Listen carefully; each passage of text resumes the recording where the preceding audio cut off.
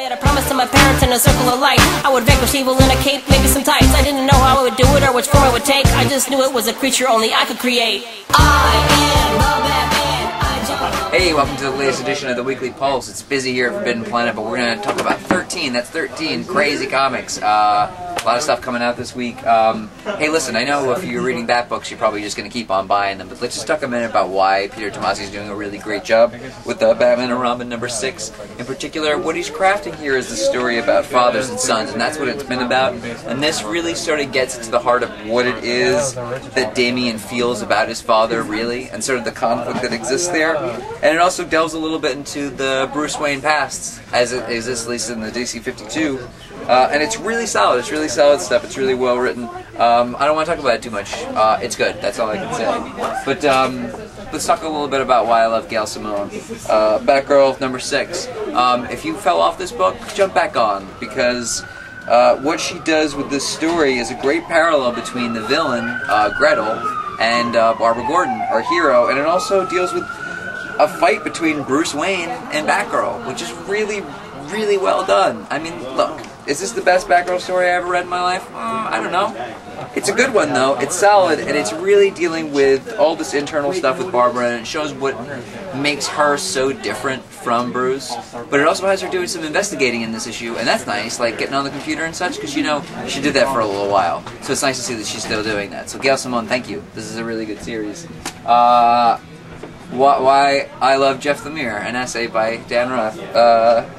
Frankenstein, Agent of Shade. Man, this is great. Why is it good? Because, again, there's this nice little parallel story between the apparent villain, this guy that went rogue once upon a time, and Frankenstein, but it's also about what happens when you mess with science too much, and how that could go really horribly wrong. And, yeah, man, this is a great book. I don't want to spoil it for you, but Jeff Lemire, you the bomb. I love you. And if you're not reading this, this is number 6. They're starting a fresh new story. Perfect jumping on point.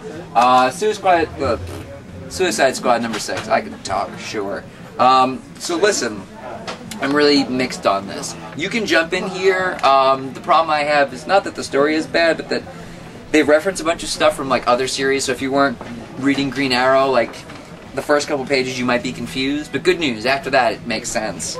And then they start doing this whole, let's skip ahead, this whole story about Harley Quinn. Look, there's a whole bunch of dudes dressed up like her to protect her, which is kind of funny and cute and weird, which is very her. And then it gives the new backstory for her, which is, it's good. It's good. It's a little bit her being passed on from like father to Joker, which I'm not hugely in love with, but she's smarter in this. They don't play her off too stupid, but, you know, in a way that I feel is in continuity with the original cartoon and with some of the ideas that they've had in previous comics. I thought this was good. If you haven't been reading Suicide Squad, you're really into Harley and you want to see something interesting, this is definitely worth a look, at least for this one issue, and then you can decide whether or not you want to keep reading. But I'd be curious to see what you think of it. Scarlet Spider. I'm not a big Marvel reader, but I really like this. I like the Scarlet Spider as a character. I like that Kane is, like, I almost want to say he's emo, but he's not really. He's just kind of angry and confused and trying to figure out what his destiny is going to be. And he's conflicted by his existing biology and who he is the clone of and who he's going to be. And it's really, look, I'm flipping through really fast, but it's good. And I really like his suit, is what I'm saying. It's a pretty cool suit. Not a bad read. Not a bad read at all. If you're a Spidey fan, I think it's worth a pickup. A quick aside, I don't read Deadpool at all, but this is the beginning of that whole Death of Deadpool thing. And I'm curious to see what you guys think of this one. So let me know. Apparently there's a real who's who, a real cast of characters appearing in this one. So I'm curious to find out how people who read Deadpool feel about this first issue. Moving on to Image, Thief of Thieves. So the reason why this is a big deal is because it's Robert Kirkman and Nick Spencer doing a book together. Now for me, this is going to be like ultimately like a heist story. This is all background stuff about the protagonist. It's pretty good. Art's decent. I mean, definitely for a Nick Spencer book. I usually am not a big fan of the artists that Nick Spencer chooses. So big props to Robert Kirkman for probably being the one that picked out the artist here. It's got good character stuff, but it feels more like a Nick Spencer book to me. I like it. I'm probably going to give it an issue 2, but if it doesn't start to really pick up, I'm probably going to drop it. I'm curious to see what other people think about this book, though, since it's obviously two really big names. So let me know. Very quickly, Memorial, it's an IDW book, number 3. Listen, this is like Poor Man's Fables. I don't mean to be, I hope that's not too brusque or rude. I like it, it's just, there's something about it that's got a bit of a Fables vibe to it. And I don't know if it's deviating enough from that formula. I mean, it's its own original story, but there's something not, I don't know, it just didn't really, like, grab me so much, this issue, that made me go, like, God, I gotta keep reading, But, I don't know, I might give it one more issue, but it's okay, it's alright, that's as far as I can go. Hey, Dark Horse, a whole lot of stuff came up this week, so we're gonna go quick. The Strain, bit of a 3rd issue slump, that's not uncommon. Art's still good, story's okay. It just, maybe it's, when I got to the end, I wasn't like, oh my god, I have to know what's going to happen next, like I did with the first 2 issues. But it's still good, and I think if you're in it by issue 3, you're probably going to stick with it till the end, just like I am. Conan the Barbarian, oh me, oh my. Brian Wood and Becky Cloonan doing Conan? Yeah, I think so. And it's great, it's a little disturbing, like it should be, and what I like about it most is that because it's Brian Wood and Becky Cloonan, even though it's got that whole, you know, it's Conan the Barbarian, it's barbaric, it's another time, it's another world, there's still something about it that I think is relatable, the art's clean, almost modern in a way at points, and that I don't think detracts from the story at all. If anything, I feel like it makes these characters more identifiable. Just all in all, a really great read. This is a number 1, even if you've never read Conan before, I highly recommend it. Alright, I don't know how I'm going to do these both simultaneously. Here's the thing, Lobster Johnson and Dark Matter, this one you probably know about, this one probably a little bit less. Both worth a read, but here's the thing, art.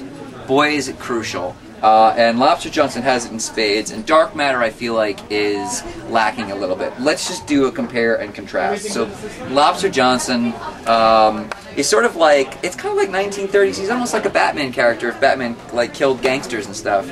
But look at the art here, it's very clean, the colors are really well chosen, it's just great, it's just a good looking comic, God, I can't even express how good it is. And the writing is just perfect. It's just, of course, because it's Mike Mignola, and what would you expect? Lobster Johnson, probably one of my favorite books this week. Comparatively, look, here's the thing. Dark Matter still got that alien vibe to it. Still a bunch of other things going on that make it exciting. But my problem is that it's just kind of, I don't want to be rude, but a little slapdash. And I feel like they're trying to do that Mignola, like lots of like darkness, a lot of shading. But he's very deliberate in the way that he does that, and I feel like there's just something very inconsistent about this art style, and that's a shame because there's a really good story here. So if your focus is on story and less on art, I would definitely say continue reading this, or at least give it a shot. But if like art can throw you off completely, then I maybe would give this a pass. It's a good story though, very interesting. Wow, I didn't realize that we got to the end so quickly. 13 books. You see how quick I did that? How quick? So good. Hey, Buffy the Vampire Slayer. So, this issue is kind of a big deal if you're a Buffy fan, and you've been following, you know that Buffy is pregnant.